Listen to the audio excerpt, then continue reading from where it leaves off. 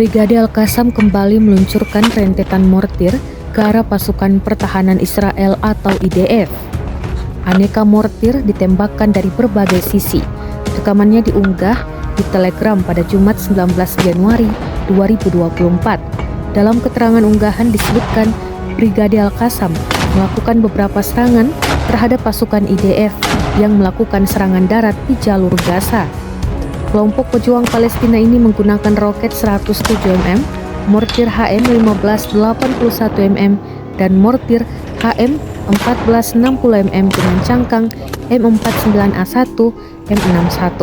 Sejumlah serangan diklaim tepat mengenai sasaran, namun sayangnya tidak dirincikan total kerugian yang diderita militer IDF akibat serangan ini. Di lain sisi, sayap militer Hamas ini menyebut kalau bombardemen tanpa pandang bulu yang dilakukan pasukan pendudukan Israel di jalur Gaza juga menyasar warga negara entitas penduduk sendiri.